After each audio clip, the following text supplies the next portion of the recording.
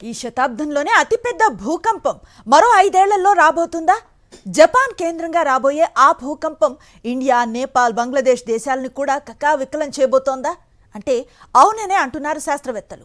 కానీ విని ఎరుగని అతిపెద్ద భూకంపం జపాన్ నుంచి హిమాలయాల వరకు ఉన్న ప్రాంతాలను వణికించే ప్రమాదం ఉందని హెచ్చరిస్తున్నారు. అది కూడా ఈ 5 ఏళ్లలోనే. కానీ విని ఎరుగని భూకంపం, ఇప్పటి వరకు భూమిపై ఎవ్వరూ చూడని విధ్వంసం. రాబోయే 5 ఏళ్లలో ఇది ఎప్పుడైనా విరుచుకుపడొచ్చు. జపాన్ శాస్త్రవేత్తల అంచనా ఇది.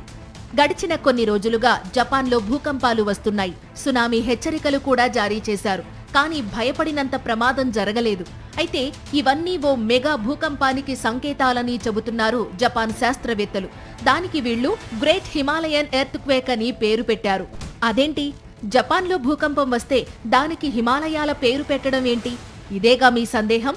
ఇది జపాన్ దేశానికి ఆ భూభాగం కింద ఉన్న ఇండియన్ ప్లేట్ కు సంబంధించిన భూకంపం. దీని ప్రభావం జపాన్తో పాటు నేపాల్, బంగ్లాదేశ్, భూటాన్ దేశాలపై ఉంటుంది.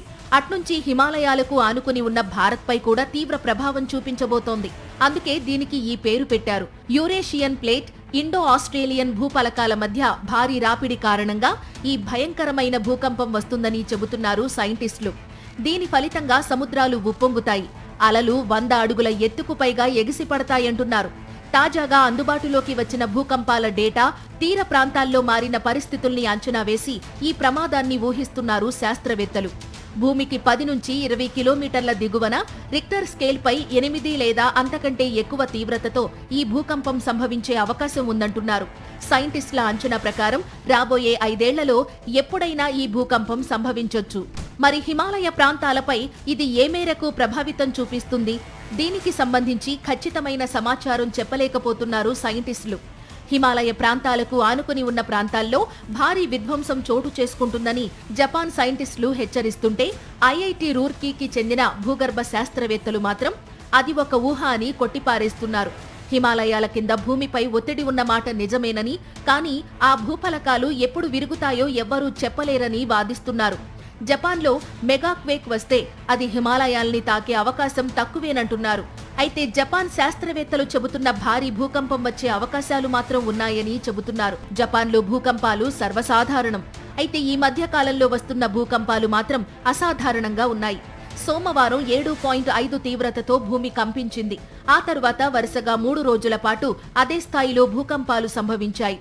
దీంతో దేశంలో తొలిసారిగా మెగాక్వేక్ హెచ్చరికలు జారీ చేశారు. నిపుణుల అంచనాలు వాస్తవ రూపం దాల్చి నిజంగా మెగా భూకంపం వస్తే ఆ ప్రభావం 5 దేశాలపై ఖచ్చితంగా పడుతుంది. ఊహించని సునామీ విరుచుకుపడుతుంది. అయితే భూకంప కేంద్రం ఎక్కడ ఉంటుందో ఆ ప్రాంతాల్లో విధ్వంసం ఊహకందని విధంగా ఉంటుంది. భూకంపాల గురించి ఎప్పుడు ప్రస్తావన వచ్చినా అందులో ఖచ్చితంగా హిమాలయాలపై చర్చుంటుంది. పైకి చల్లగా కనిపించే ఈ మంచు కొండల కింద కనిపించని ప్రకంపనలు నిత్యం చోటు చేసుకుంటూనే ఉంటాయి. హిమాలయాలకే ఎందుకీ ముప్పు? తాజా మెగా భూకంపం అంచనాలకు హిమాలయ ప్రాంతాల్లో పరిస్థితులు తలకిందులవుతాయా? హిమాలయాలు ప్రస్తుతం నివురుగప్పిన నిప్పేనా? మంచు కొండల్లో పెను విలయం తప్పదా? అది కూడా ఈ 5 ఏళ్లలోనే ముంచుకురానుందా? ఆ ఆస్కారం చాలానే ఉందని చెబుతున్నారు సైంటిస్టులు. ఏకంగా 7.6 తీవ్రతతో జపాన్ను తాజాగా వణికించిన భూకంపం ఇందుకు సంకేతమని చెబుతున్నారు. భూకంపాలకు ఎక్కువగా ఆస్కారం ఉన్న పసిఫిక్ రింగ్ ఆఫ్ ఫైర్ మీద జపాన్ ఉంది. త్వరలో హిమాలయాల్లో కూడా అదే పరిస్థితి వస్తుందనేది జపాన్ సైంటిస్టుల అంచనా. హిమాలయ ప్రాంతాన్ని ఏ క్షణంలోనైనా పేలనున్న మందుపాతరగా వాళ్లు అభివర్ణిస్తున్నారు. హిమాలయాల అడుగున టెక్టానిక్ ప్లేట్ల మధ్య భారీ రాపిడే దీనికి ప్రధాన కారణం. భూమి కింద పొరల్లో ఇండియన్ టెక్టానిక్ ప్లేట్ నిరంతరం యురేషియన్ ప్లేట్ ను ఢీకొడుతూ వస్తోంది.